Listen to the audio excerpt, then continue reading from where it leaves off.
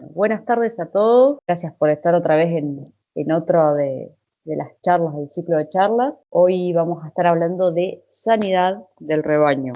Vamos a tocar las enfermedades por ahí más comunes que hay en la zona. Como siempre, me paran porque yo no los veo. Después, si se escriben por el chat o eso, no los veo. O alguien, el que vea que se escribe algo en el chat, me corta y me lo dice, porque yo ahí los pierdo. Que vamos a arrancar a compartir y les pido por ahí a los que estuvieron en la charla de Sanger que dimos junto al Ministerio de Producción y a Senasa, si hay algún tip que por ahí dimos y que lo estoy pasando por alto, recuérdenmelo, porque es como un montón de cosas y seguro que algo se me pasa. Así que no duden en cortarme y decir, che, dijeron tal cosa, tómense la libertad para hacerlo. Bueno, hoy como les decía vamos a estar hablando de sanidad en el rebaño, las consultas las vamos a ir resolviendo y lo que no sé, te averiguo. Yo acá les puse como introducción qué es la sanidad, que es el conjunto de servicios para preservar la salud de los habitantes de una nación, de una provincia, etcétera. Esto como en el amplio aspecto, esta es una definición de la Real Academia Española, yo como para tenerlo en cuenta que estamos hablando de la salud. Es interesante que me cambie la diapositiva. Está. Eh, Cuando hablamos de enfermedad es una alteración o una desviación del estado fisiológico. El estado fisiológico es el funcionamiento normal de cualquier organismo, la fisiología. Y cuando hablamos de enfermedad, obviamente que es una alteración. Puede ser de una parte del cuerpo, de varias causas que pueden ser conocidas, desconocidas, que se van a estar manifestando en síntomas y signos. Cuando hablamos de animales, acá les hago la primera salvedad, hablamos de signos, porque los animales no nos dicen qué les pasa. Entonces nosotros los observamos y son signos. Cuando hablamos de síntomas, estamos hablando de las personas que comunicamos de nos duele la cabeza, nos duele la espalda, nos duele la rodilla.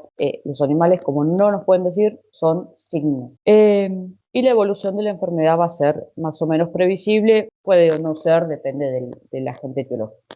Cuando hablamos de agentes etiológicos son las causas, qué fue lo que lo provocó, que puede ser físico si hablamos de un alambre, de una madera, de algo iatrogénico, que es por, no sé, por contaminación de una aguja, químico, que puede ser, por ahí se da más en caso de pequeños, las patologías, por ejemplo, por contaminantes, no sé, el perro se echó arriba de un charco de lavandina, por ejemplo, como para que reconozcan los diferentes ejemplos de agentes etiológicos, biológicos, virus, bacterias y parásitos, que es de lo que más vamos a hacer hincapié hoy, y enfermedades metabólicas, que vamos a hablar de toxemia de la preñez, que es como la de mayor importancia, si se quiere decir.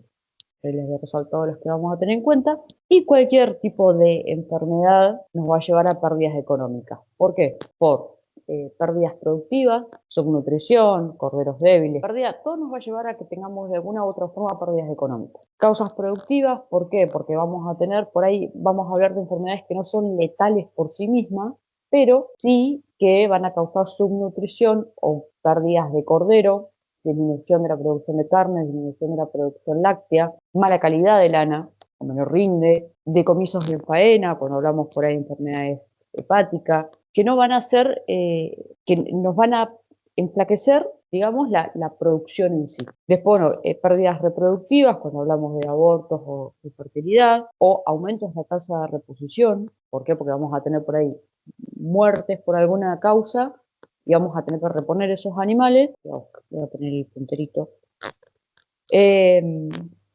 O también las pérdidas económicas que vamos a tener en tratamientos, no solamente de los animales de la hacienda, sino en el caso de las enfermedades zoonóticas, los tratamientos para nosotros. Bueno, vamos a arrancar a hablar de las bacterianas. Habíamos dicho que de las causas biológicas tenemos bacterianas, virales y parasitarias principalmente. También se podría nombrar hongos, pero la verdad que tampoco, por ahí hongos es más en zonas más húmedas, que suele afectar a las patas de los animales, pero acá no las tenemos. Puede haber algún caso aislado, pero no de gran importancia. Las primeras grupos, este es un grupo de enfermedades bacterianas que en la jerga se le dice las clostridiales, es de la familia de los clostridios. Siempre por ahí piensen que cualquier microorganismo va a tener un nombre y un apellido. En este caso va a ser el nombre va a ser Clostridium.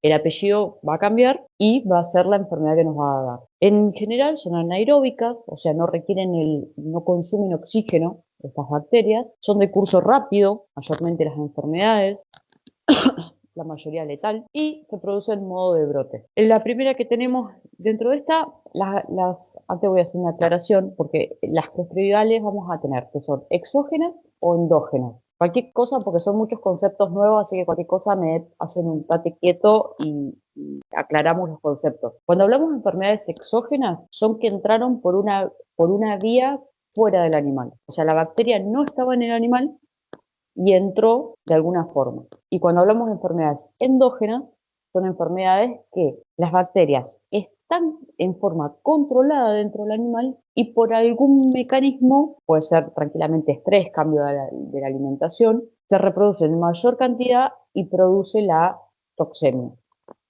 Generalmente las clostridioides son toxoinfecciones, son infecciones que los mismos organismos desarrollan una toxina. En el caso del primer ejemplo que tenemos de las clostridioides es la gangrena gaseosa o mancha, que como les dije, el nombre es el Clostridium, es esto que yo le puse acá como CL, y el apellido es Septicum. Esto no hace falta que lo sepan, con que sepan el nombre vulgar estamos bien. En este caso es una enfermedad exógena, que la bacteria va a ingresar a través de heridas en la esquila, durante la esquila, en el descole, la castración, inyección de algún producto por mala higiene de agujas, jeringas y demás. Puede ser también porque se clavó algo, un alambre.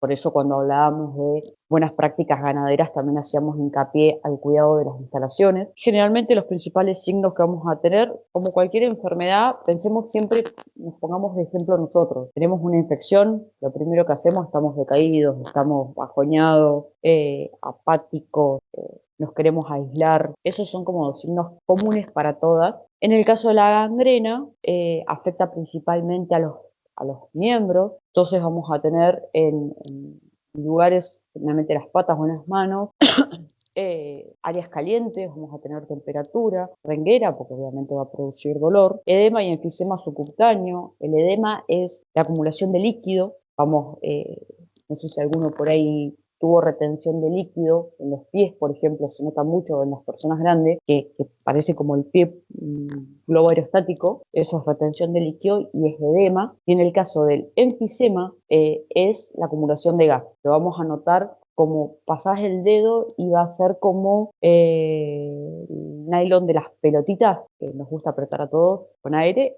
va a ser una textura así. Y vamos a tener la coloración rojiza, abrimos el animal, en los lugares focalizados de músculo. Ahí les puse alguna foto en que también se la llama pierna negra muchas veces.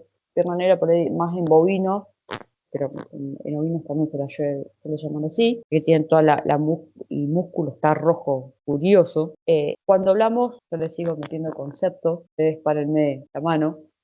Cuando hablamos de necropsia, estamos hablando, en el caso de los animales, porque es una especie diferente a la nuestra.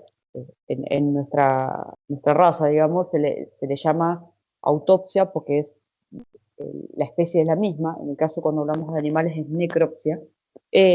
Vamos a ver área debajo del cuero, esta coloración rojiza oscura con sangre coagulada, aspecto gelatinoso, y lo característico es esto, el olor rancio, como podrido. Vamos con la segunda, Clostridium, que es también exógena, va a entrar también por heridas de castración, de descole, que es el tétano. El Clostridium tetani es el agente etiológico. Este también va a ingresar y cuando se quede va a ingresar, ¿cómo les puedo explicar? Se pincha con un alambre, pónganle, y el Clostridium no va a quedar cerca de la superficie, sino que va a ir para adentro donde tenga menor cantidad de oxígeno. Y ahí se va a empezar a multiplicar y va a producir la toxina, que va a actuar principalmente en el sistema nervioso. El otro veíamos que afectaba más que nada el músculo, en este caso va a afectar el sistema nervioso central, por lo que los signos van a ser la rigidez y temblores. Piensen en todos signos nerviosos, aparición del tercer párpado, que esto es llamativo, una respuesta exagerada a estímulos, pueden tener fotofobia, les va a molestar la luz, o en el mismo reflejo, si por ahí el animal llega a reflejarse en un bebedero, también como que les va a dar una respuesta exagerada a eso. Congestión conjuntiva, meteorismo, que es la acumulación de gas en el rumen, postración o pistótono, que son como movimientos cortitos de convulsión y muerte. Toda esta parte es tristísima porque la mayoría terminan en muerte. Otra que la nombramos cuando vimos algo de nutrición, que es la enterotoxemia. En este caso, el agente etiológico es Clostridium perfringens. Esta es endógena.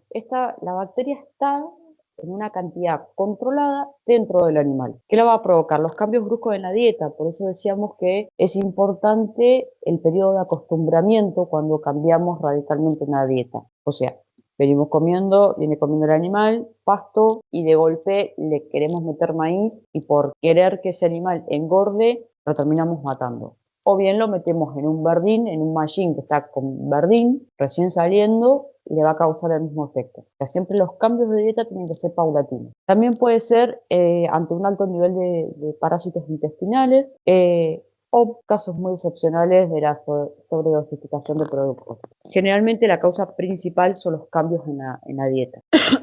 Va a afectar principalmente a corderos y borregos hasta el año de edad, aunque no quedan exentos los animales adultos. Los signos, como decíamos, decaimiento y coordinación, en este caso a lo que va a estar sobre el aparato digestivo, va a causar diarrea y, como también va a provocar toxemia, va a afectar el sistema nervioso, con convulsiones, con hipersalivación, hasta la muerte. Ahí se ven como los intestinos están como una bola de gas, por llamarlo de alguna forma, están congestivos, se ven Hola, rojos. consulta. Sí, sí.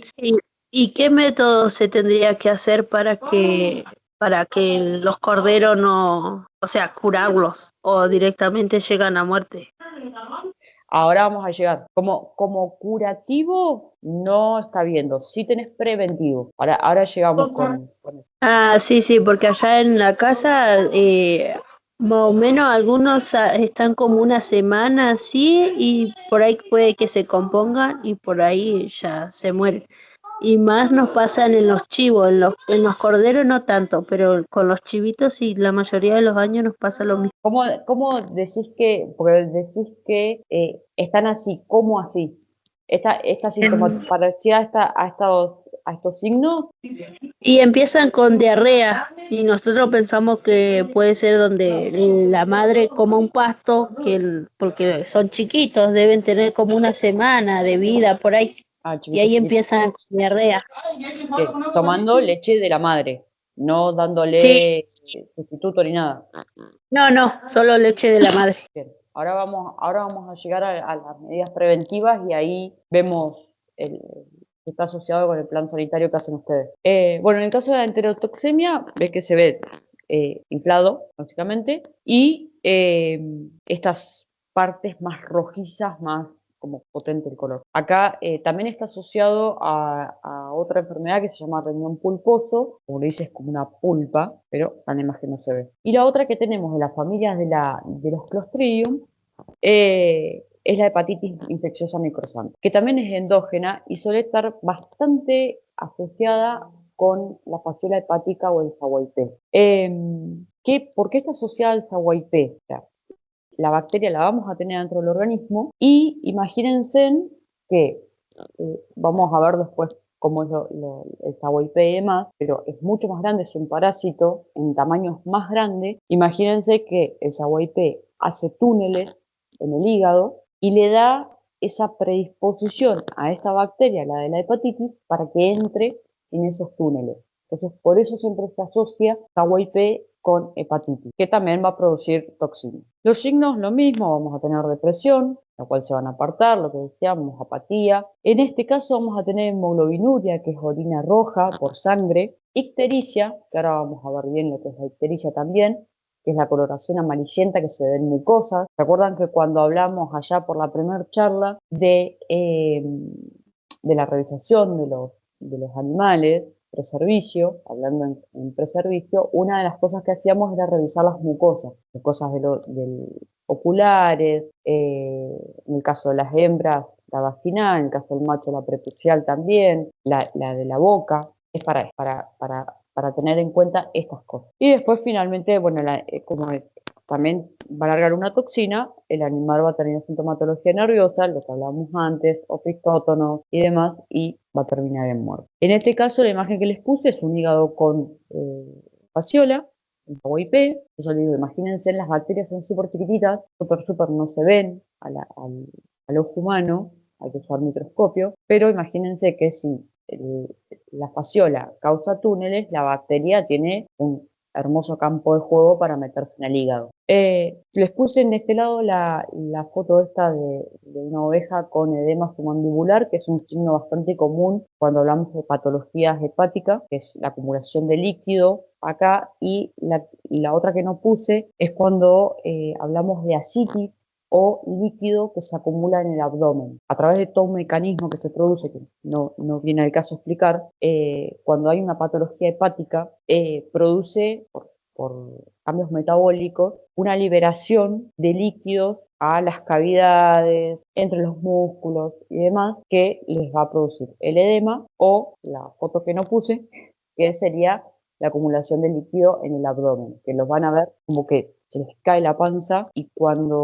si ustedes ponen la mano de un lado fija y del otro lado le dan como un golpecito, van a sentir como una ola de agua que se mueve adentro. La grasa se va a ver de color amarillento por la misma ictericia del problema hepático. Acá lo que yo decía de la mucosa ocular, de color amarillo, y acá lo que hablábamos recién de la grasa, todo amarillento, aparte de que a este animal le pasó la vida. Ahí, ¿cómo lo prevenimos? Cuando, como dijimos al principio, son enfermedades de curso rápido. O sea, acá hasta que nos damos cuenta el animal ya está muerto. A no ser que los veamos todos los días a cada rato, si no, cuando nos damos cuenta, estamos hablando de que la mayoría hace ganadería extensiva, entonces de acá hasta que nos damos cuenta ya está. La forma de prevenir, ¿cuál es? En el caso de la enterotoxemia, tener cuidado con los cambios de alimentación, que lo venimos diciendo creo que prácticamente todas las clases, respetar los periodos de acostumbramiento, generalmente son, no me acuerdo si lo nombramos o no ya, el periodo de acostumbramiento son 10 días, más o menos, que vamos subiendo paulatinamente el nuevo alimento a la ración, no es que se le da todo un solo viaje, sino que arrancamos, por ejemplo, empezamos a dar suplementación con maíz. Generalmente lo que se recomienda es el total de maíz que sean 200 gramos por animal, por día. Entonces arrancamos con 50 gramos. A los 3, 4 días lo llevamos a 100 gramos por cabeza de animal por día, que puede ser en una sola comida o en dos, dividido esa cantidad. Pasan otros 3, 4 días, le subimos otros 50 gramos, así hasta que llegamos a los 200 y ya ahí mantenemos la ración hasta terminar el periodo de suplementación. Importante esto, que lo vamos a retomar varias veces, es la desinfección de los utensilios y herramientas, no solamente para evitar las enfermedades y el traspaso de las enfermedades, sino el cuidar el equipo que tenemos de trabajo. Muchas veces pasa de que usamos una jeringa automática para dosificar y decimos, bueno, nos agarró tarde, te queda ahí, mañana la lavo. Y mañana fue pasado y pasado fue así y nos acordamos de lavarla el día que la volvemos a usar. Son herramientas, también si se dejan de cuidar, se estropean, entonces llevémosle una lavada. Cuando hablamos de desinfección, si tenemos yodo, hacemos una dilución de yodo con agua.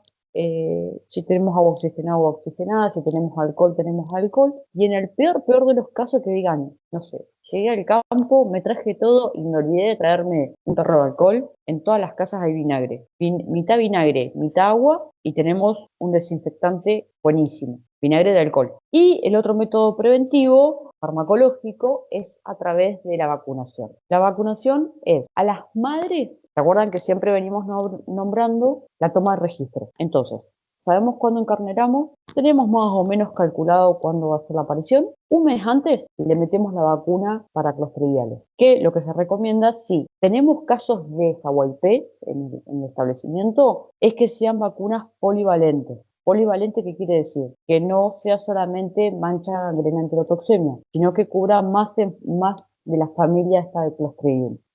Yo acá les puse como ejemplo 2 marcas, no importan las marcas, se lo puse por esto, que es toda la leyendita que tiene de enfermedades de la familia de clostridioides que va a proteger. Igual que esta, que no se ve mucho, pero si aplicamos la que comúnmente se la llama triple, por ejemplo, y tenemos problemas de desagüe IP, no nos va a estar protegiendo contra la hepatitis.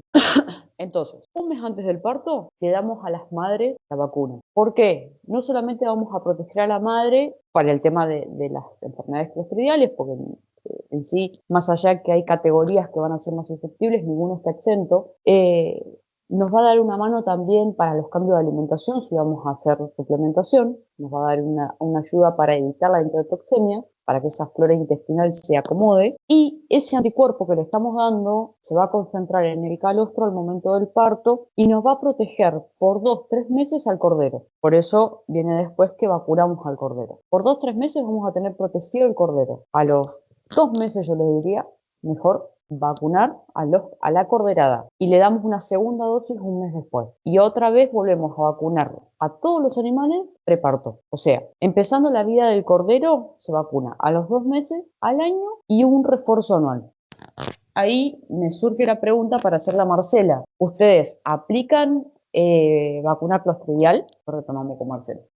Otra de las enfermedades dentro del grupo de las bacterianas es la brucelosis. La brucelosis, también el nombre va a ser brucela, y depende de qué especie va a afectar, va a ser melitensis, en este caso en el ovino va a ser atacada por melitensis y ovis. Ovis es propia del ovino, melitensis también es compartida con el bovino y el caprino. En el caso de ovis, va a producir epididimitis infecciosa, epididimitis en la inflamación del epidimo, del aparato reproductor del macho, y la melitensis, abortos en ovejas y cabras. No se descarta que la ovis, más allá que no está nombrado, produzca también abortos o pérdidas de los corderos. Produce infertilidad y subfertilidad, y como manifestación clínica, por eso también volvemos a lo que les decía de la primera charla, la realización de los carneros, va a producir la epididimitis, la inflamación del epididimo, y la disminución de la fertilidad, va a haber mala calidad seminal, de lo cual obviamente nos va a llevar a tener un carnero que no nos va a producir lo que debería producir. Puede producir nacimientos de corderos débiles y el aborto. Puede pasar de que algunos carneros manifiesten la enfermedad y otros no. Eso a tenerlo en cuenta. ¿Qué vamos a observar en líneas generales en la majada? Cuando tenemos casos de brucelosis, va a haber repetición de ovejas que juramos y perjuramos que las sirvió el carnero, pero van a entrar en celo otra vez, menor porcentaje de aparición y de destete, alta mortalidad perinatal. Cuando hablamos de mortalidad perinatal, en líneas generales, no solamente estamos hablando de que nacieron y se murieron, sino que estamos hablando de un aborto previo al nacimiento, una muerte en el nacimiento o una muerte horitas después del nacimiento. Eso es perinatal. Abortos, de hecho, producidos en fecha de término o nacimientos de corderos débiles. ¿Cómo los prevenimos? Revisación clínica, que es lo que ya venimos hablando, 60 días antes del servicio, cosa de tener, si encontramos algún carnero con epididimitis, tener tiempo de recurrir a un plan B, y posteriormente también al servicio. Sangrar los animales, sangrar los carneros, las ovejas no se sangran los carneros, y en caso, esto lo hace un médico veterinario acreditado por SENASA. Cuando hablamos de acreditados es que se hace un curso aparte para esto, se da una acreditación aparte del título y de la matrícula. Y los casos positivos, estos se mandan a laboratorios de SENASA, y los casos positivos no tienen tetía, se tienen que fainar. Se fainan directamente, la castración no nos sirve, se contagia igual. Controlar los ingresos animales que tenemos, también como otra medida preventiva, que cuenten, o sea, saber la procedencia de esos animales, y tener un certificado que acredite que vienen sin brucelosis, y la revisación previa. Nunca está de más voltear un animal y revisarlo. Hasta ahí vamos. ¿Alguien me queda señales de vida porque no los veo? Sí. Hola, voy a consultar porque yo no hace mucho leí algo sobre fitomedicina, algo del comino para el caso de fasciola. De fasciola. ¿Pero del qué dijiste? ¿Del comino? Sí, fitomedicina, que son esas plantas que actúan sobre las paredes y mecanismos. No sé si hay algo probado en Patagonia. No, interesantísimo lo que acabas de decir, así que para que lo voy a anotar. Si querés te mando lo que leí, son unos archivos en México, dan un listado de plantas y bueno, ellos encuentran resultados favorables para el tratamiento. Mira qué interesante, muy bueno. No, Bueno, no, yo pensé que había algo. no lo tenía, así que genial el comentario. Bueno, otra de las enfermedades bacterianas que vamos a tener dentro del grupo es la queratoconjuntivitis. Se sospecha de varios tipos de bacterias, acá les mandé dos, no hay una definida, una es la Moraxella ovis y el otro Mycoplasma. Creo que todos vimos siempre algún caso de conjuntivitis en la zona, de queratoconjuntivitis, sea principalmente en la temporada de primavera-verano, que son los meses de más sequía. En sí misma era, como les decía al principio, no es letal, pero sí va a ocasionar pérdidas. ¿Por qué? Imagínense, nosotros nomás con conjuntivitis estamos molestos, estamos irritantes. En el caso de los animales les va a ser perjudicial a buscar el alimento, a buscar agua. Va a ser difícil manejar esa hacienda a la hora de un arreo. Entonces, por sí misma no va a producir muerte, pero sí nos va a bajar la producción.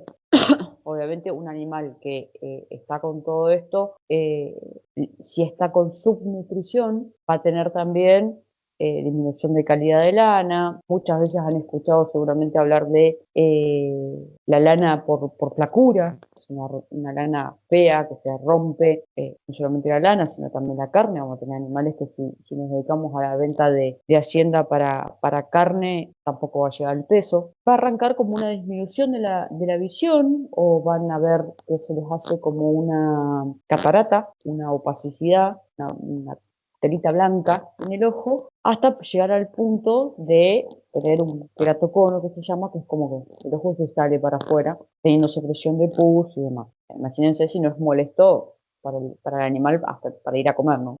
Lo que les decía recién, la disminución de la producción y el manejo. Hay veces que se cura sola, es raro. Lo ideal es acompañarlo siempre a algún tratamiento.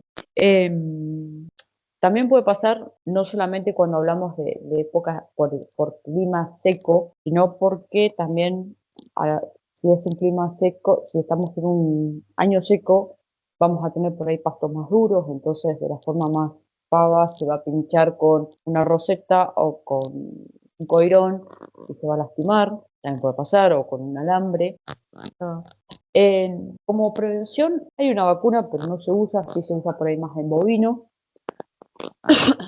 Temas del bovino suele estar asociada a un complejo respiratorio, ¿bien? Y como tratamiento hay varios.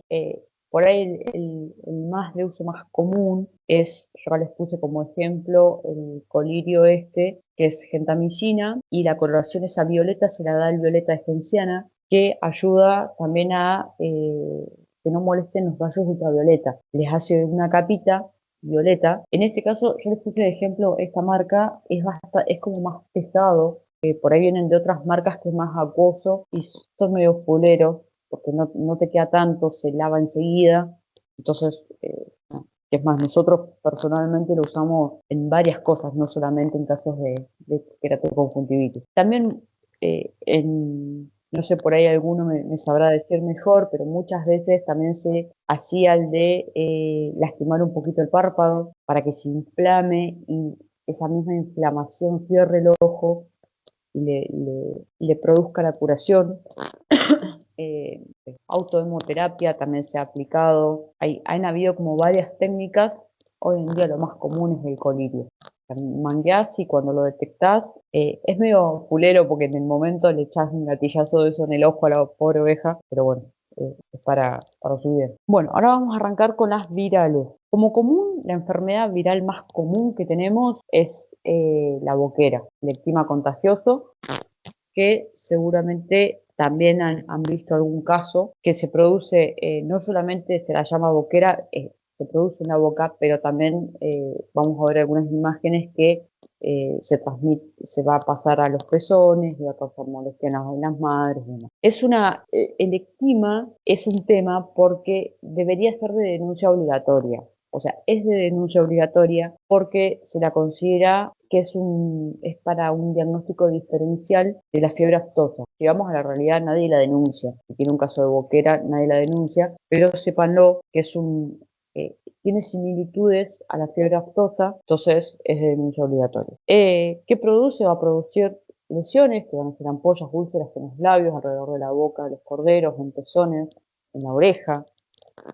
Se ve en varios lados. Es contagiosa. La forma de contagio es contacto directo o ambiental. Acá yo le puse ambiental, puede ser a través de herramientas, de utensilios, de nosotros mismos. Y ahí viene el tema de que es una enfermedad zoonótica. Así que todo animal que vean con llagas, úlceras y demás, siempre guantes y métodos de protección. Siempre. Es la familia de los poxvirus. Un factor predisponente puede ser el estrés, realmente.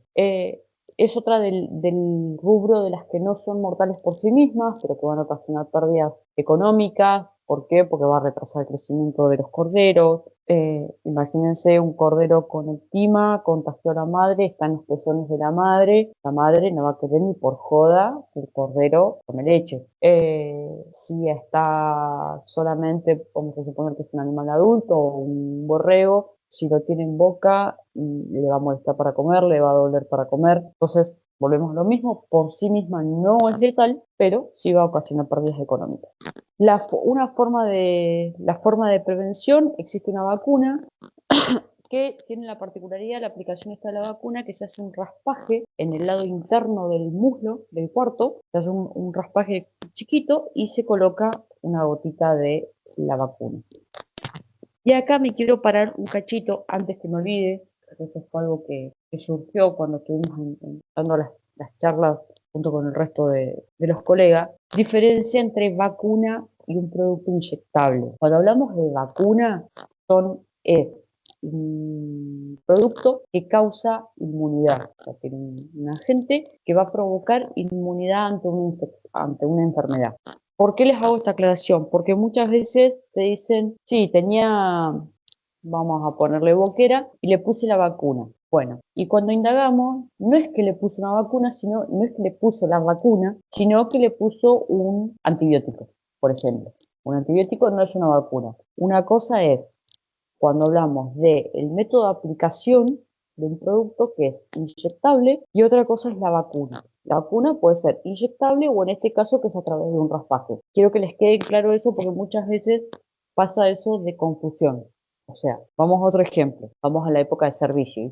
Hacemos sincronización de celo y sacamos esponja y ponemos Novormón, que es hormona. ¿Es una vacuna o es una aplicación inyectable? Levanto apuestas al mejor postor. La aplicación de una hormona, ¿es una vacuna o es una aplicación inyectable? Háblenme. Una aplicación inyectable. Claro. Bien, muy bien.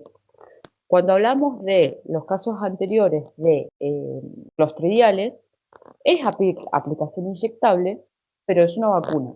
¿Por qué? Porque le estamos dando antígeno para que produzca anticuerpos. Lo mismo que en el caso del eczema. Estamos aplicándole anticuerpos. ¿De qué forma? En el caso del Clostridium, inyectable.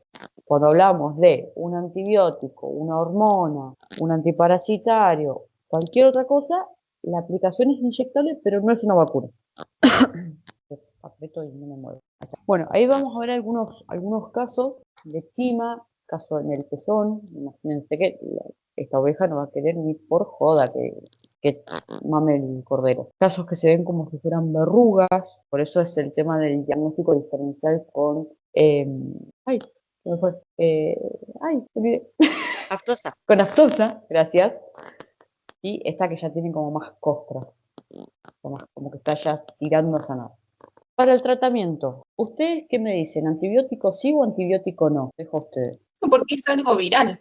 En teoría debería tener resolución en pocos días. Lo que pasa es que durante esos días se disminuye el consumo. Bien tu lógica es una enfermedad viral, o sea que antibiótico no le haría nada. Pero, ojo al piojo, que puede presentarse alguna infección también. Estamos hablando de estar lastimada esa piel, esas mucosas. Entonces, ahí es discutido el tema. Y el tema de la vacuna, yo por ahí no lo aclaré. Hablamos de vacunar, a ver, si nos aparece un animal con boquera, ¿qué hacemos como tratamiento? Le metemos cuarentena, 1, 2 animales, ponele, los metemos en cuarentena hacemos tratamiento con algún tópico, que nosotros muchas veces usamos el colirio que les mostraba antes para la querato, usamos muchas veces ese mismo, y chau pichi. Ahora, si tenemos una majada de 100 animales y tenemos un 50% con boquera, y bueno, hermano, vamos a meterle vacuna. Y la cuarentena, acá, bueno, separar los animales, habíamos dicho que es contagioso, directo, y la cuarentena, a ver, tengamos en cuenta de que estamos hablando de decir, bueno, los ponemos en un, no sé, tenemos lote de animales sanos, tenemos un par que encontramos ahí con boquera, los metemos en cuadro por medio, como para que no se nos crucen y nos contagien al resto de vuelta. Revisar los animales, usar siempre guantes y la desinfección de manos, guantes descartables, un balde con lo que les decía, si tienen alcohol diluido, si tienen Perdinox, lo que tengan, en el peor de los casos, ácido acético, para que quede más lindo decirlo así, en vez de decir vinagre de alcohol, y agua. Mitad y mitad, es un excelente desinfectante. Y el uso de tópicos antiinflamatorios, cicatrizantes o tintura, que nosotros, ya les digo, hemos usado en alguna ocasión el anterior que les mostraba, el de querato, de antibiótico y también te protege, te hace como una capita de protector. Ahora nos vamos a ir metiendo con las parasitarias. Hasta ahí, ¿cómo vamos? Justo iba a preguntar. ¿Cuánto tiempo puede vivir el ectima en el ambiente, más o menos? No me acuerdo los tiempos, no me acuerdo los tiempos. Pero sí, el contacto es directo, o sea, a ver, revisaste un animal que encontraste con ectima y con los mismos guantes tocaste otro sano, lo contagiaste. No es que estamos hablando, los virus necesitan generalmente un cuerpo vivo para vivir, para reproducirse y demás. O sea que es nada el tiempo que tiene vida fuera de un organismo vivo. Por lo que tenía entendido, podía durar hasta un mes en lana. En lana. No, la verdad que no tengo el dato. Alguien más entonces que iba a decir algo ahí. Yo leí que duraban las costras que quedaban en el ambiente, pero no recuerdo cuánto tiempo. Sí, no, yo la verdad que no me lo acuerdo. No me lo acuerdo. Usando por ahí el pensamiento de lo que es los virus en general, no perduran mucho tiempo en el ambiente. Pero vamos a averiguarlo. ¿Vamos bien? Consulta, ¿qué otras enfermedades vieron antes de las clostridiales? Porque entré tarde. Las clostridiales. Ah, arrancaron con esa. Ah, está bien. Sí, sí. Gracias. Bueno, ahora vamos a irnos metiendo en el mundo de las parasitarias, por ahí las más relevantes y las que sabemos que tenemos más en la zona. Las que ya nombramos, la primera y la estrella, la estelar de las parasitosis internas, el Zahuayté. Sí, ¿quién anda ahí? Sí, soy Rosa. Sí, Rosa. De 10 a 14 días, dice. ¿Cuánto? De 10 a 14 días. Bien. Dura en el ambiente. Bien, gracias por el dato. Bueno, no sé si alguien ha tenido experiencia con el Zahuayté. Yo tuve experiencia porque antes, cuando era chica, alquilábamos una chacra y sabía ver en el hígado que aparecía en el Zahuayté. Bien. Encontrabas esto, como está acá arriba a la derecha, que son como unas hojas en miniatura. Caracolcito. El caracol. Bien, bien. Sí, bien. Eso en los canales solíamos encontrar y sabíamos jugar también con eso, ignorando de qué se trataba. Sí. Bueno, yo ahí les puse porque muchas veces no se tiene en cuenta esto de que es una enfermedad zoonótica. Es muy raro ver casos en personas de Zahuayté, pero puede pasar en forma accidental de cuando hay berros, ir a juntar berros y les pegamos una enjuaga así, medio así nomás, y adentro y sale ensalada de berros, o las enjuagamos con el agua de la misma fuente de agua que lo estamos sacando y no tenemos en cuenta esto. O como decía Rosa, que puede ser que, no sé, un chico va y los caracolitos son súper chiquititos, vos los ves, son re tiernos y son una bomba de tiempo de esa Huaypé. Y esta, la foto que les puse acá arribita, que parece como una hoja en miniatura, fíjense el tamaño esto es un cuaderno, una hoja, la que está abajo es una hoja de un cuaderno normal, fíjense lo chiquitita que son los parásitos adultos. En el caso del Zahuaypé, tiene dos tipos de huésped. Hablamos de un huésped definitivo, que son los animales y nosotros las personas, que es donde se va a desarrollar la forma adulta, o sea, esto, lo que vemos acá en las fotitos. Y se va a eliminar los huevos por materia fecal. Van a atravesar el intestino delgado, van a penetrar el hígado, van a migrar por las paredes del hígado y van a madurar en los conductos biliares y ahí es donde los van a tapar y donde van a producir las alteraciones hepáticas. Y después va a haber un huésped intermedio, que es lo que decía Rosa, el caracol, que es del género Limnea viatrix se llama, que vive en lugares con barro, con humedad, poco profunda. Ahora, creo que sí, creo que les agregué la foto del caracolito. ¿Qué va a hacer? En el huésped ese intermediario, en el caracol, se van a desarrollar las formas inmaduras. O sea, va a entrar en los animales y en las personas, se va a desarrollar el parásito, va a ser la forma adulta. La forma adulta va a producir huevos, se van a eliminar por materia fecal. Esos huevos van a cumplir un pequeño estadio en el ambiente, entran al caracol, se multiplican un montón en el caracol, hacen un montón más de estadios,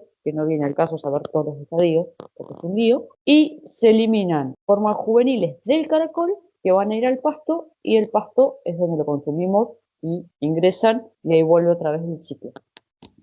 Bueno, acá les puse como un diagramita de lo que sería esto, todo el lío que les acabo de decir. Acá tenemos una cabra, una oveja, una vaca.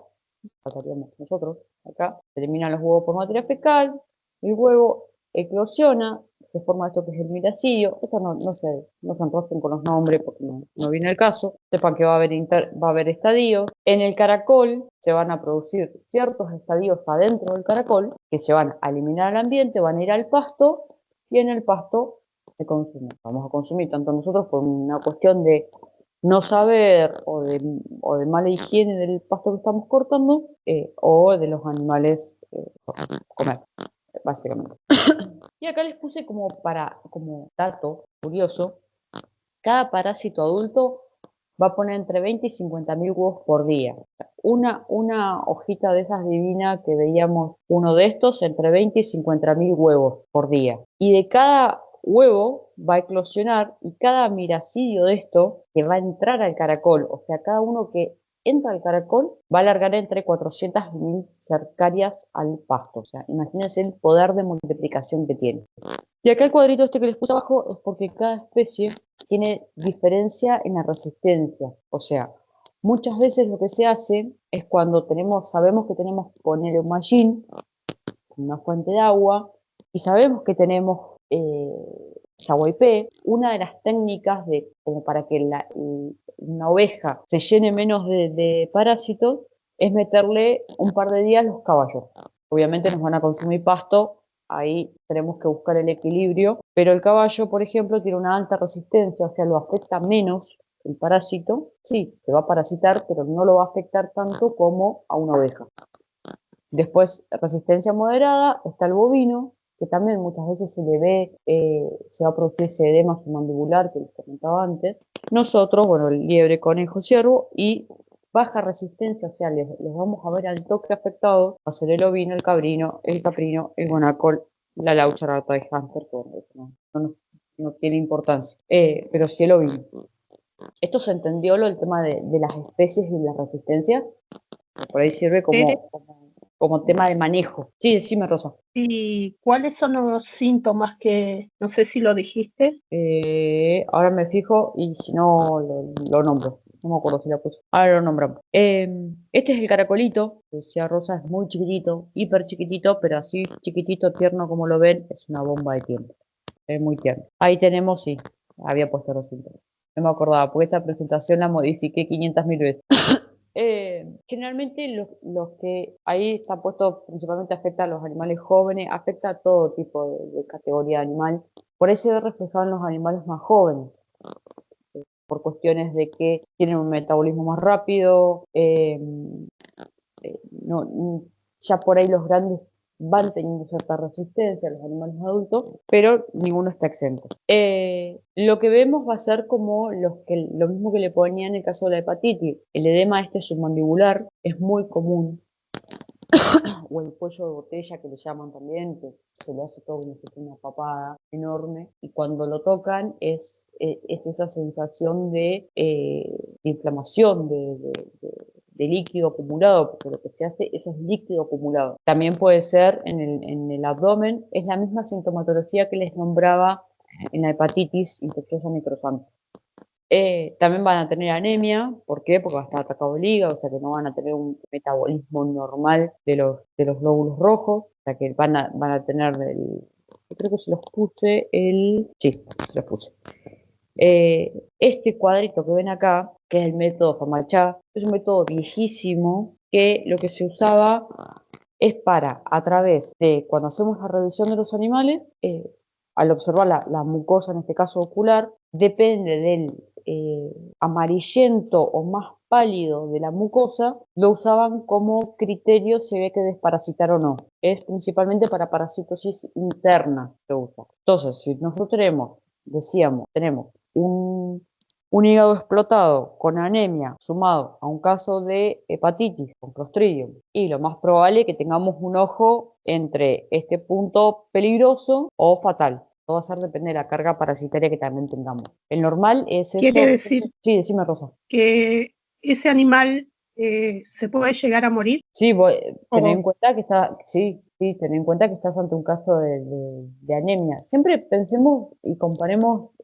la fisiología y el comportamiento animal con nosotros mismos. O sea, si tenemos un caso de anemia grave, que anemia en este caso es porque, en el caso este puntual del SAWIP, es porque hay una lesión hepática, entonces va a estar alterado el mecanismo de la producción de glóbulos rojos, en este caso. Puede pasar lo mismo si vos tenés una hemorragia. Si estás ante un caso de hemorragia, el concepto va a ser el mismo, vas a tener deficiencia de glóbulos rojos. Entonces, sí, puede terminar desencadenando en la muerte, muchas veces desencadena la muerte del animal.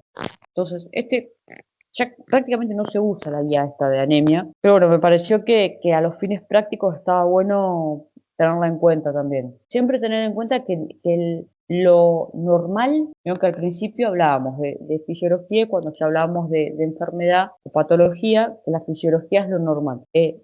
Una coloración normal fisiológica es el rosa lindo, digamos, siempre le decimos el rosa lindo nosotros, el rosita de la conjuntiva, de la mucosa ocular, de la boca, de la mucosa de la boca. Es ese rosita no pálido, pálido, pero tampoco rojo furioso, sino un rosita lindo. Es difícil titular cómo es el color ideal, pero ténganlo en cuenta. Y bueno, lo que les decía, la reglita esta del Famachat, lo que hace referencia es eso, depende del grado de anemia que veamos en el animal, es la recomendación de desparasitar o no. Siempre lo ideal es hacer un análisis coproparasitológico, o sea, de bosta del animal, antes de hacer cualquier tipo de tratamiento. Porque si no, muchas veces se va a gastar tiempo, plata al divino botón. A mí personalmente me ha pasado de que vengan y me juren y perjuren que tienen problemas de SAWIP y no era SAWIP. Y era otro tipo, era un parásito, otro tipo de parásito, pero no era SAWIP. Entonces, ese productor gastó un riñón en SAWIPicida cuando no era SAWIP lo que tenía. Cuando, en el caso de la aplicación SAWIPicida, lo ideal es tener un potrero de aguante, se le llama, que se los mete ahí un par de días como para que descarguen toda esa bosta con huevo. No se usa ese potrero por varios meses, esa bosta se seca y dejaría o sea, lo usamos como para que vayan y descarguen los parásitos ahí un par de días, nada más. Hola, sí, consulta. Sí. Ahí en el campo vecino teníamos problemas de SAWIP, era demasiado, sí, por el machine. Y el agua se puede, o sea, en el agua hay algún método o algo. Como método para el agua, lo que es bastante discutido, hay gente que el otro día cuando andábamos con el tema de las charlas, tanto acá como en Sanger, salió el tema es el sulfato de cobre, que en teoría controlaría al caracol. Ajá. Ahora realmente no me acuerdo las cantidades y demás que se usa, pero sí es un método que se puede llegar a aplicar. Después, en lo que es la parte técnica, sí, se hablan de patos que comerían los caracoles y demás, como tratamiento de ambiente el sulfato de cobre. Y sobre el animal, bueno, el saboipicida. Ya después la parte de tratamiento biológico, que serían los patos que comen cosas, no, la verdad que está nombrado en la bibliografía, pero NN eso. Pero sí, como para tratar el agua, el sulfato de cobre. Que hay gente que todavía lo usa. Que sinceramente pensábamos junto con mis colegas cuando dimos las charlas acá en Sengar que no se está usando más y se está usando. Algunos hablan de cierta toxicidad, entonces hay que tener cuidado ahí con el tema de la concentración y el agua. ¿Y puede ser que a la persona igual le afecte ¿Qué? el saguaipé si hay en abundancia? Sí, fue lo que nombré hace un rato. Si puede, o sea, generalmente pasa de forma accidental, no es porque porque te la buscas, digamos. O sea, es por un mal lavado yo nombraba el claro ejemplo del berro. ¿Quién nunca encontró en la aguada berro y fue y cortó y para hacerse una ensalada? Es un caso, o que vas y tomas agua de una aguada sino más porque está fresca, porque andás en el medio del cuadro y vas y tomás, sí, puede pasar, puede pasar. En el caso de las personas, tenemos una resistencia media, o sea, la enfermedad se va a producir, se puede producir. ¿Y los síntomas que causa en las personas? Los mismos que en los animales, los mismos. O sea, te va a afectar el hígado y todo lo que eso conlleva, las mismas. No, yo estimo que para las personas va a ser lo mismo, va a ser un análisis de materia fecal, igual que los animales. Porque en sí también nosotros, en el caso de tener una infección por saguaipé, igual se van a eliminar los huevos del parásito por materia fecal. Bueno, tratamiento. Por ahí, lo que le decía, no hacerlo a ciegas, el tratamiento, tener un diagnóstico como coproparasitológico. Acá en la zona donde se suele hacer que se hacen el análisis para encontrar huevos de saguaipé, la Escuela de Sarmiento lo está haciendo, por ejemplo. Yo no recuerdo si Esquel, en Esquel también se está haciendo. Y lo ideal es hacerlo preparto para no afectar obviamente a la corderada, que no se contagie la cordenada o que no levanten las cercarias de los corderos, y después se puede hacer post-destete.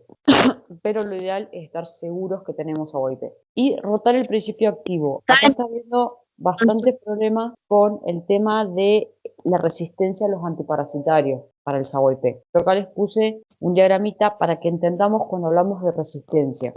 Vamos a suponer que estos gusanitos son, en este caso, saguaipé, porque es por ahí saguaipé y después cuando veamos sarna pasa algo similar. Vamos a suponer que estos gusanitos son todos adultos de fasciola. El antiparasitario, el fascioricida más común que se está usando todavía, es el triclavendazol. ¿Por qué? Porque en su momento fue el fascioricida por matar todos los estadios del parásito. O sea, desde que entra una forma inmadura a un animal hasta que larga los huevos, los mataba todos los estadios. Cuestión que, vamos a suponer que tenemos 10 fasciolas, empezamos a usar triclavendazol, no cambiamos a otro antiparasitario, cuestión que empezamos a tener con el tiempo, en vez de dos saguaipé, 2 hojitas, 2 adultos resistentes, tenemos 6 resistentes. Nos mata esta cantidad de parásitos y estos siguen quedando. Seguimos usando triclavendazol, nos mata 2 y todos estos siguen siendo resistentes. O sea, se empiezan a multiplicar y cada vez vamos teniendo mayor cantidad de resistentes. Ese es más o menos el sistema de la resistencia a los antiparasitarios en este caso. Entonces, ¿qué es lo ideal? Si venimos usando triclavendazol, que es como la droga favorita, por llamarlo de alguna forma, por lo que les decía, porque mata todos los estadios del parásito, bueno, cortemos con el triclavendazol y usemos closantel. Les estoy hablando de droga. Desparasitamos ahora con el closantel y bueno, la próxima desparasitada lo hacemos con nitroxinil, que es el único inyectable que viene. Y así vamos rotándolo. El otro día me daba gracia porque cuando estuvimos en Sanger me decían, ¿por qué no hablan de productos comerciales. El nombre del producto comercial no importa, lo que importa es la droga. O sea, lo que tenemos que rotar y saber es la droga que vamos a usar y la que veníamos usando. Entonces, si yo sé que el año pasado, antes de parir las ovejas, le metí triclavendazol, este año le meto closantel o le meto albendazol. Y el año que viene le voy a meter nitroxinil. Siempre la rotación no es de la marca comercial, es del principio activo que vendría a ser la droga. ¿Eso se entendió? Porque es importante.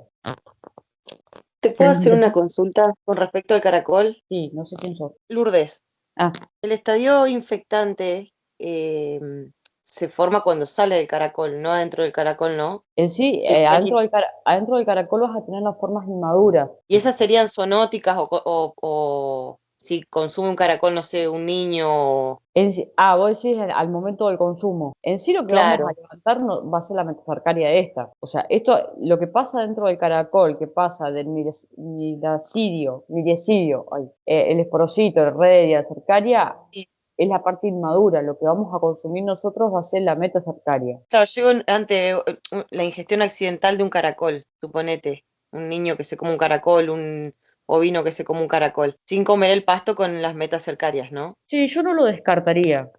Ah, bien, está No bien. lo Por descartaría. la- O sea, como regla general, siempre hay que tener cuidado Sí, sobre todo con los chicos, al igual que cuando se habla de hidatidosis. tal O sea, cual, sí. hidatidosis también tenés la forma accidental de que un nene en un arenero o en una playa esté comiendo tierra. Sí, Eh, está bien. entonces, eh, yo no lo Ante la duda, sí. descartaría. Bien, Es más, muchas veces se plantea de que el caracol, ante la sequía o ante el frío extremo, se muere. Se han hecho estudios que no se muere, o sea que está. está bien. O sea, han levantado, con este tema trabajan mucho compañeras mías de Bariloche y han levantado caracoles que vos lo ves y decís no puede ser que estén vivos en el lugar donde están, y los han abierto y han hecho análisis y han probado y tienen los parásitos inmaduros viables. Bien, O sea, es está bien. loquísimo. Por eso digo, yo no lo descartaría. Súper resistente, sí, está bien. Es mejor la prevención. Listo, perfecto. Gracias. Nada. Consulta, ¿y el edatidosis en el animal se le hace sangrado o por fecal? ¿De cuál? En la edatidosis. Ahí vamos a entrar en ese. Ok. La hidatidosis es de la familia de astenias, es zoonótica, lo que hablábamos recién, que tocábamos el tema ahí a la pasita con Lourdes. También los huevos se van a eliminar por materia fecal y se van a diseminar en el ambiente hasta que son ingeridos por los herbívoros y el hombre. En este caso también vamos a tener dos tipos de huéspedes del parásito. Como dijimos recién, los definitivos y los intermediarios. Los intermediarios siempre son los que están al medio y se producen los estadios inmaduros. Y los huéspedes definitivos van a ser los que van a ingresar en un estadio inmaduro, se va a desarrollar, va a ser adulto y va a liberar los huevos. En este caso, otra vez somos nosotros y los herbívoros, en este caso los hospedadores, los huéspedes definitivos. En el caso de la hidatidosis, el intermediario van a ser los perros, los gatos, todos los carnívoros, puma, zorro, todo lo que sea carnívoro va a ser un huésped intermediario. Que ahí es donde viene el tema de las achuras crudas que se le dan por ahí o se tiran en el campo y los agarran los animales carnívoros o se le dan los perros y demás. Después de ese perro, muchas veces pasa la contaminación de que se alimenta un perro en el campo con achuras crudas, se contaminó, digamos, por llamarlo de alguna forma, de hidatidosis, van al pueblo, llevan el perro, lo bajaron en una plaza, listo, diseminó en la plaza. Y ahí es donde viene lo que hablábamos recién de ojo con los chicos cuando comen tierra, ojo con tener animales adentro de las huertas, eso no se negocia tampoco, porque o te entra un callejero que no sabes a dónde anduvo o qué comió, o por ahí en el campo, que si sabes que le tiraron achuras crudas, y comió y después lo tenés adentro de la quinta.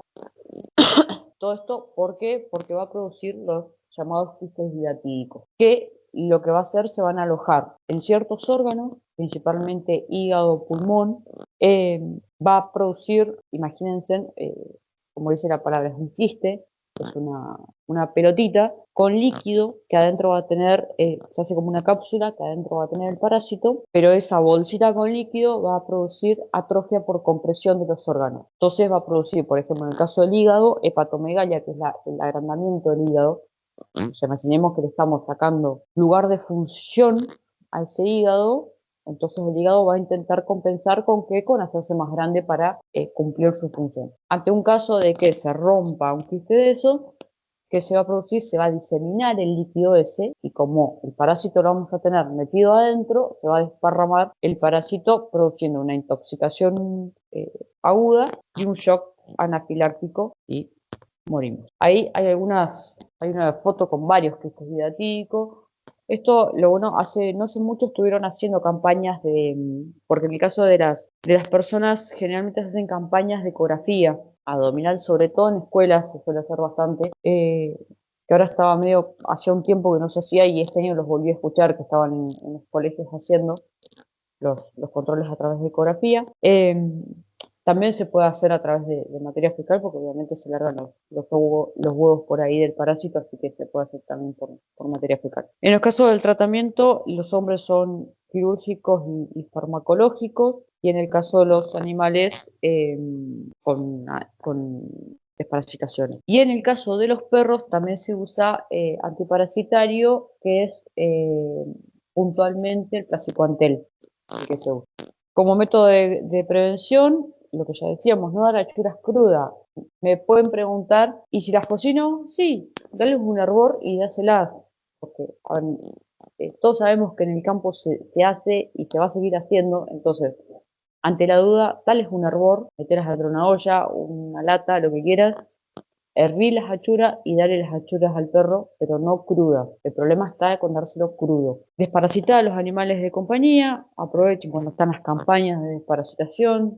Acá, por lo menos en la zona, lo que es el hospital y demás, suele andar bastante en los campos y dejar las pastillas para desparasitar, o muchas veces se las dan en el mismo tiempo que anda recorriendo, les deja las pastillas para desparasitar a los perros, así que aprovechenlo y háganlo. Lavar bien las verduras antes de consumirlas. Si por ahí dudamos que si se nos metió el gato del vecino, porque por ahí es una especie que es más complicada de controlar, que se meta en las quintas, siempre lavarlas bien. El correcto, lavado de manos al manipular los alimentos. Y lo que hablábamos recién, ahí con Lourdes, evitar la geofagia de los chicos, que es generalmente por eso se apunta más a hacer los controles en las escuelas, porque son los más propensos o que por ahí fueron y abrazaron a un perro o besuquearon a un perro y se contagian más y tienen, es más rápida la manifestación de la enfermedad. Ahora nos vamos a ir metiendo con las parasitosis externas y acá es un problema, por ahí los que están en Santa Cruz las zafan, las van a zafar todavía.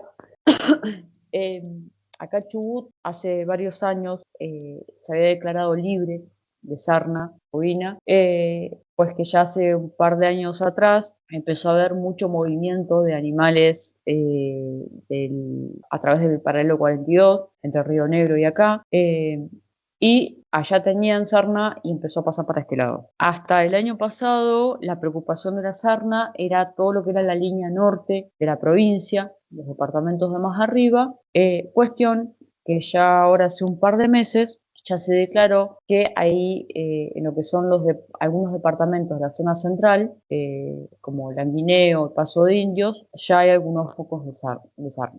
Cuestión que en la primera de cambio nos va a estar golpeando la puerta en el sur. Sí, en nuestro caso tenemos en Chiva, ¿vio? Pero hasta ahí nosotros vacunamos y demás, pero en sí todavía no se va.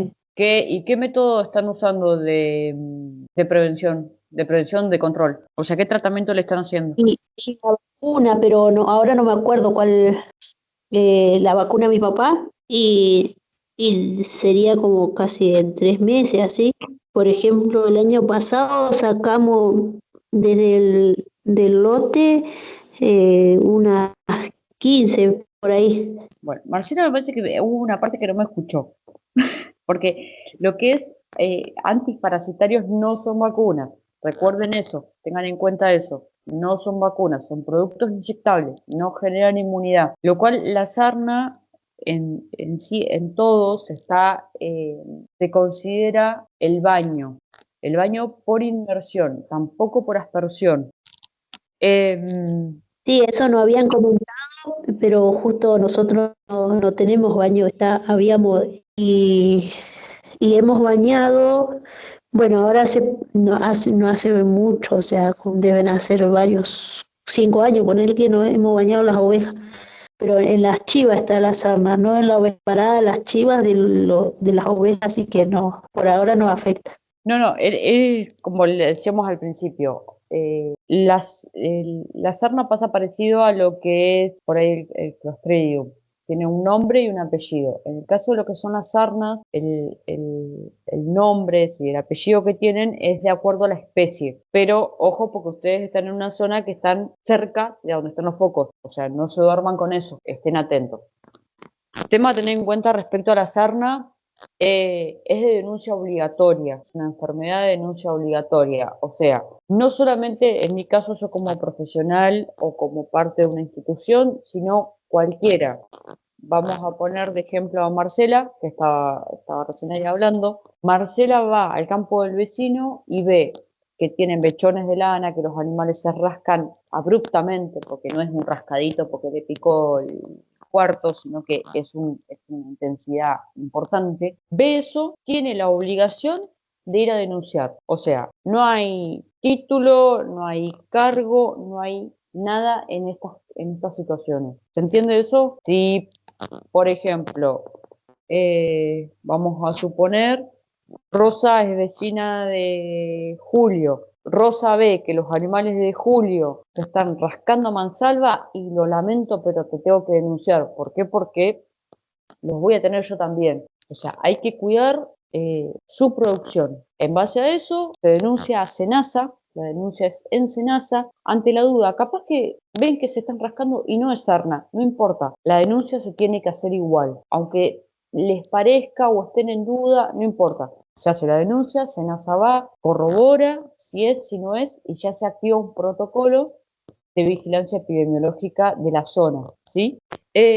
Prevalece generalmente en otoño-invierno, es una parasitosis que aparece generalmente en otoño-invierno, aunque puede aparecer en cualquier época del año. Se van a ver esto, las zonas de lana caída, fea, costras. ¿Por qué? Por el mismo rascado. Los animales llegan a desesperarse muchísimo, muchísimo por los casos. Como decíamos en el grupo, de que no es letal por sí sola, pero sí te va a desmejorar. Obviamente la lana no te va a servir para nada, pero te va a bajar el peso de los animales. Si estamos hablando de ovejas que están preñadas, obviamente que si bajan el estado corporal, la condición corporal puede llegar a producir abortos, no es joda. La forma de contagio es directo, mismo contagio entre animales, entre herramientas, entre instalaciones, entre la ropa de trabajo. Cuando va un equipo de SENASA, un profesional de SENASA a revisar los animales, no va, si encuentra sarna en un lugar, no va a visitar al campo del vecino, sino que tienen que limpiar toda esa ropa, sacarse toda esa ropa y ir dentro de un par de días a visitar al campo del vecino porque no pueden ir con esa misma ropa. El ciclo de vida arriba del animal es entre 10 y 12 días, por eso la recomendación del baño por inmersión es cada 10 días por lo menos, ya que los productos que se están usando no matan los huevos. SENASA está trabajando mucho con el tema de los productos. Hoy en día, productos recomendables hay uno para el tratamiento de sarna, que es el Cipersin, que básicamente es cipermetrina. Es el único que se está usando y se está recomendando desde SENASA para el tratamiento de la sarna. Por eso yo les puse entre preguntas inyectables, porque muchas veces le meten ivermectina. La ivermectina no va para eso, definitivamente no va. La ivermectina puede ir para algún parásito que sea de la familia de los chupadores, o un piojo chupador o melófago, pero esto no. Y baño por inmersión, cosa de que el animal se moje entero, no los de aspersión, que por ahí el que no conoce, el de inmersión es el viejo baño, que se empapa el animal, se le tiene que sumergir la cabeza, tiene que estar por lo menos un minuto adentro, hacerle 3 bajadas de cabeza, y el de aspersión es el que tiene aspersores, literalmente, que mojan el animal. O sea, eso no empapa al animal, no sirve tampoco en el caso de sarna. Melófago o falsa garrapata, también calculo que muchos ya la han visto, la tienen vista. Este lo que hace es succionar la sangre. En casos graves, graves, graves, graves y que el animal esté minado, puede producir casos graves de anemia. Es raro verlo, pero puede pasar. Y del mismo orín, de la misma materia fecal del parásito, la lana también toma otro olor y toma otro color. Obviamente que esto da pérdidas y sigue pasando y pasa, o sea, es una parasitosis que está vigente. Muchas veces cuando están las exposiciones rurales hay cabañeros que los vuelven a la casa porque le encontraron melófago. La diferencia por ahí que tiene, o sea, se encuentra también sobre el vellón, y en épocas de invierno, de días o de clima frío, momentos que tenemos más bajas temperaturas, se meten en los lugares de más abrigo del animal, por llamarlo de alguna forma. La parte interna de la paleta, los pliegues del pecho, donde están más recubiertos del frío. Y en verano están más arriba del lomo. Se puede usar la inmersión o la aspersión y el inyectable, ya que chupa sangre, entonces el producto inyectable le puede hacer efecto. Y esto creo que sería lo último que nos está quedando, que es enfermedades metabólicas. Cuando hablamos de enfermedades metabólicas, estamos hablando de que se produce por algún cambio fisiológico. En este caso, la que vamos a hablar, que por ahí es la más común en terreno, es la toxemia de la preñez, o también llamada cetosis, que se produce a causa de un desbalance energético negativo. ¿A qué llamamos esto? Que la oveja, cuando necesita mayor, es una enfermedad de origen nutricional, que cuando la oveja necesita mayor requerimiento energético, está para atrás, está en número negativo, ¿sí? ¿Cuál puede ser en esos momentos cuando tenemos animales que están muy bien comidos, están gordos, que por ende tienen mucho más requerimiento y de golpe por X motivo se corta? O sea, si los animales vienen gordos, supongamos, vamos un ejemplo, estamos haciendo suplementación estratégica, preparto, venimos dándole todos los días alimentos divinas, están gorditas, hermosas, nos agarra un fin de semana, no pudimos ir, no le dimos de comer. Ahí arranca en un desbalance energético negativo. Acuérdense, último tercio de gestación, mayor requerimiento, el animal venía bien comido y de golpe no pudimos. Entonces ahí es donde la oveja esa, ¿qué va a intentar compensar? Va a intentar compensar esa ingesta que tendría que haber recibido de alimento con el propio organismo, con las reservas del propio organismo. Entonces, ¿qué va a hacer? Va a empezar a consumir su grasa, por llamarlo de alguna forma. Entonces, puede ser a través de un déficit nutricional, también puede ser producido por situaciones de estrés. Siempre está asociado al preparto cuando hablamos animales gordos, animales melliceros también puede pasar. Hay algún que otro caso muy fuera de foco que puede ser de trillizos, sí, se puede dar y puede también tener estas complicaciones.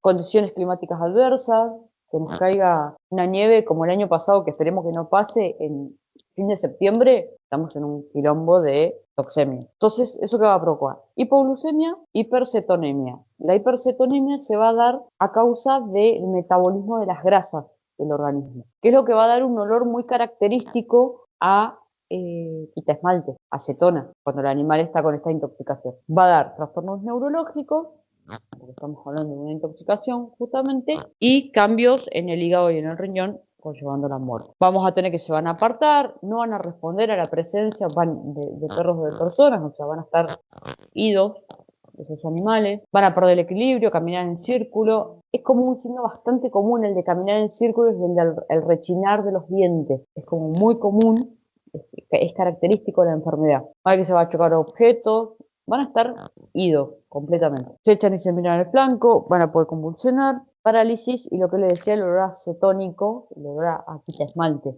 que van a alargar, se arriban a la boca, va a tener ese olor. A la necropsia, las fotos se ven más o menos, pero el hígado graso, amarillento, los riñones llenos, no hay ninguna foto de riñón.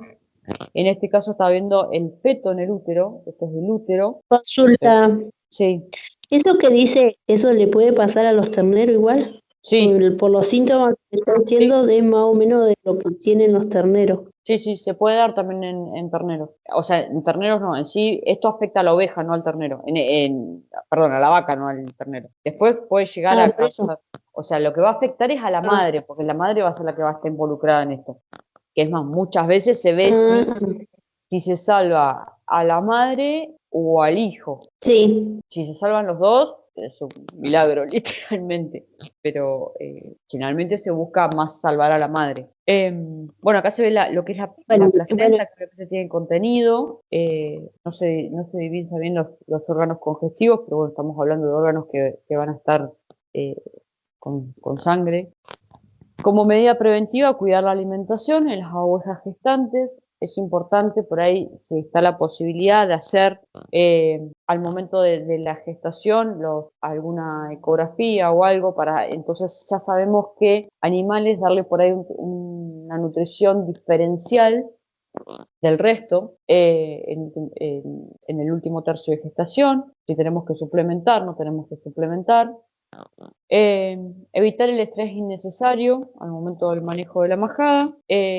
Yo acá les puse como opción, si hay varios tratamientos que se pueden hacer, brindar la solución glucosidada al 30-40% endovenoso, que es como para darle un golpe de energía rápido, digamos, a la oveja, de lo cual tampoco es la solución esa, ¿no?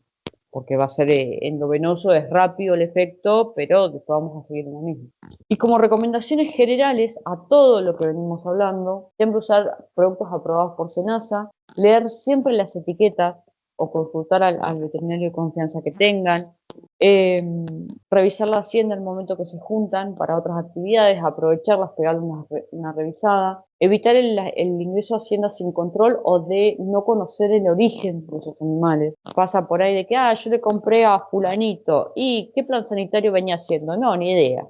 Eso tengan cuidado con esas cosas, porque por ahí se pueden comer un garrón ustedes por no tener la garantía donde salieron. Respetar la cuarentena, o sea, si hay sospechas de algo, si dudamos, mejor dejarlo en un cuadrito, un mes y medio, que queden ahí separados de tus animales, y cuando veas que no pasa nada, ahí lo juntas. Tener en condiciones los alambres y perimetrales, que eso también es importante para el tema de lo que son las parasitosis externas, que por ahí vos no sabés, pero el vecino tiene melófago, tiene sarna y se te saltó un animal, o los animales te fueron a rozar de los dos lados, uno de cada lado del alambrado, y te estás comiendo un despelotito vos. Siempre exigir desinfectar los equipamientos de esquila, sobre todo por el tema de la sarna. Los que por ahí contratan máquina de esquila, exíjanle al encargado de la comparsa de esquila que desinfecte los equipos, la ropa, antes de empezar a laburar en el campo. Y los utensilios, otras tareas, no solamente por un cuidado de las herramientas, como les decía antes. Las herramientas hoy, cualquier herramienta es cara para comprar.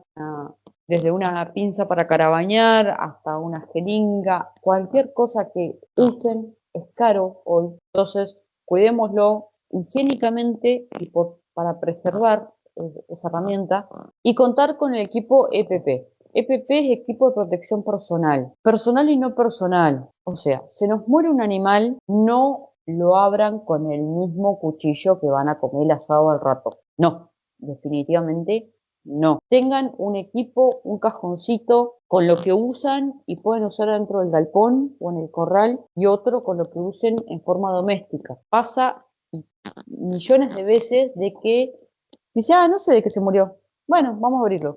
Lo abren y el mismo cuchillo que usaron le pegan una enjuagadita así nomás bajo el agua, y hasta que no está confirmado un diagnóstico, que si lo querés hacer bien lo tenés que mandar a un laboratorio, hasta que no está confirmado eso, no sabés de qué se murió, más allá que puedes tener un panorama, pero estás tratando un bicho que está muerto por X razón, y le pegan una enjuagadita bajo el agua y se van a comer el asado, ahí nomás.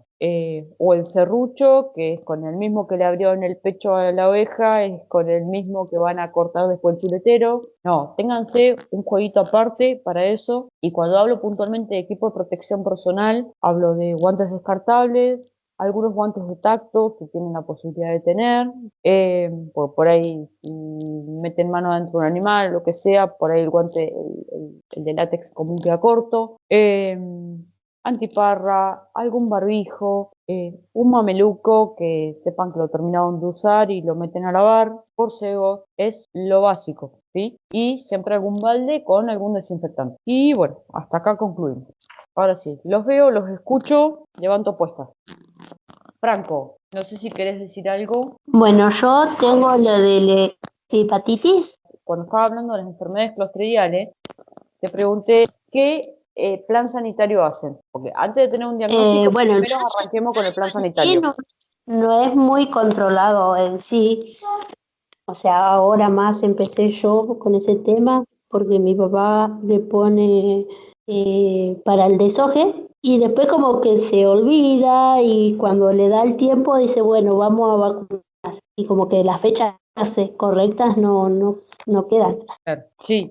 Em, vos cuando me paraste, estábamos hablando de las clostridiales y sí es importante eso, respetar las fechas esas. Esa sí es una vacuna, es para crear anticuerpos y nada, como decíamos, antes de la aparición protegemos no solamente a la madre, que va a dar también una ayuda para la enterotoxemia si la vamos a meter en suplementación, sino que le va a dar esos anticuerpos por cuestiones de placenta, del tipo de placenta que tienen los rumiantes, es muy gruesa y no pasan prácticamente anticuerpos a través de la placenta.